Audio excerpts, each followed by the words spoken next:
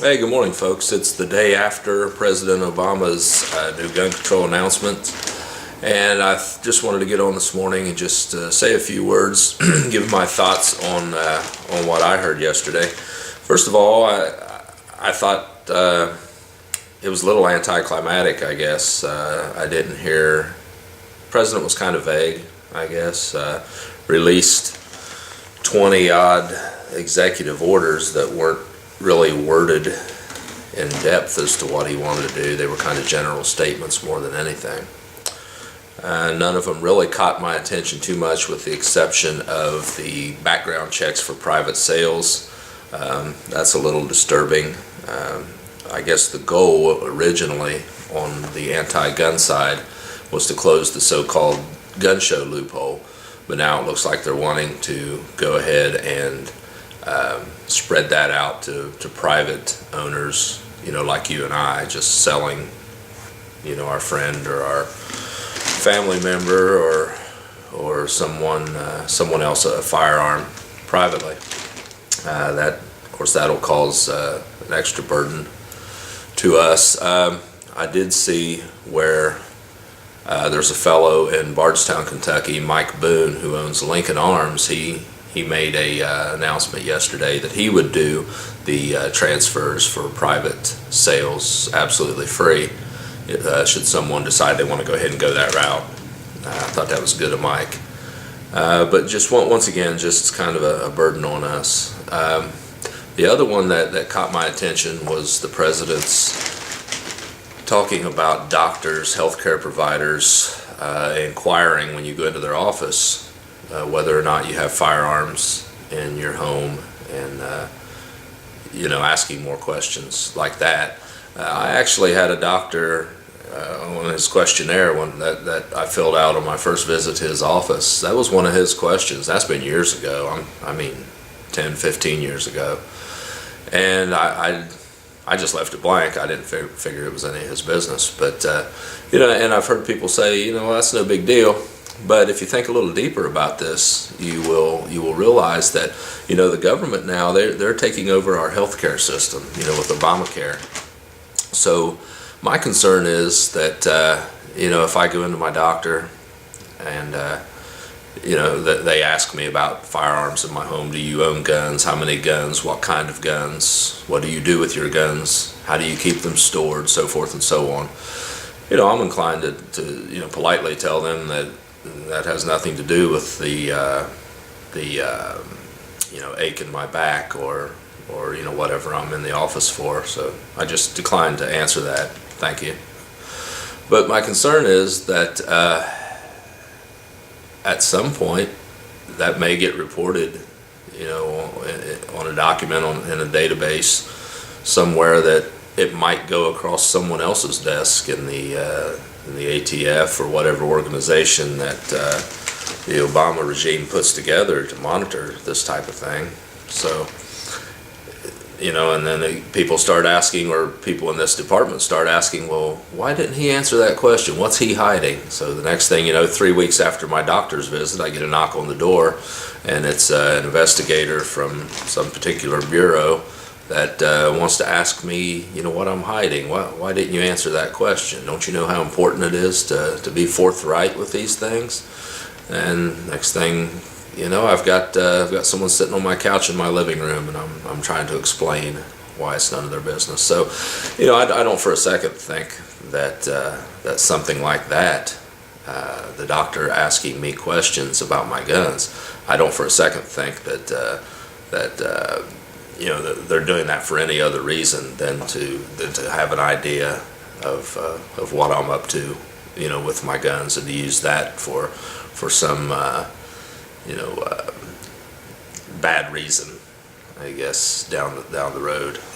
It's certainly not for my protection, but that's how I feel about it. The other issues, keeping guns out of mentally unstable people's hands. Of course, we all want that. I don't know anyone that would say that's a bad idea.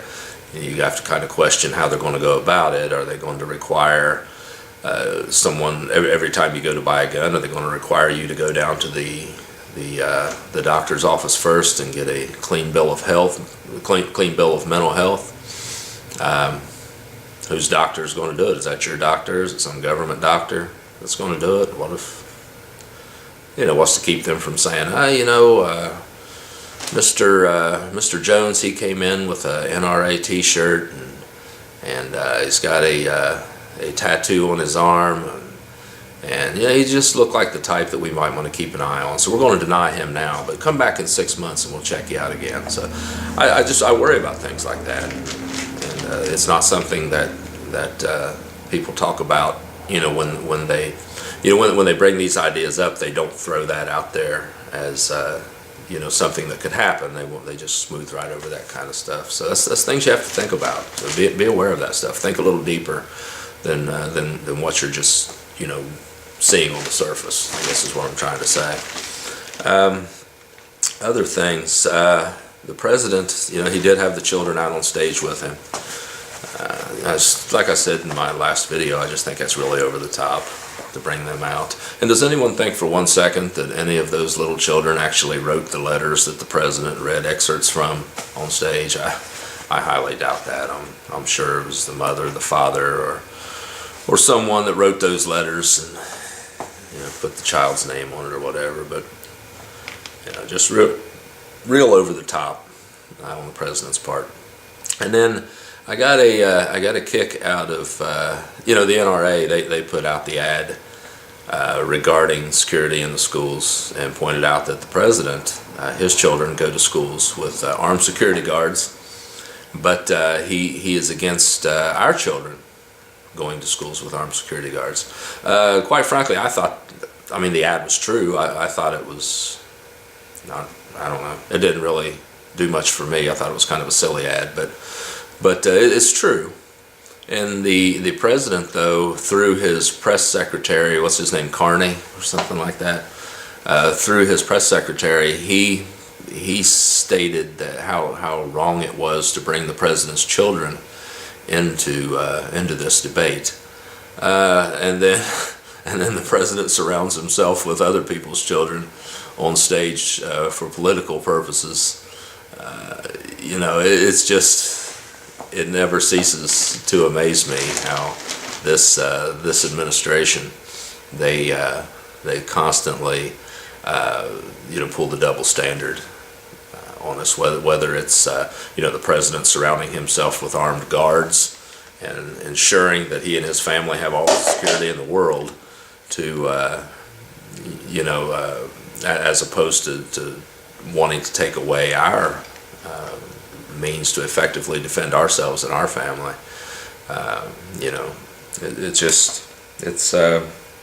It's kind of crazy, but it is what it is. And it's not like really he's the only one that does it. George W. Bush, he did it. So it's not a right-left thing or anything, Democrat Republican thing. It's a politician's thing. They all just really make me sick when it comes to that kind of stuff.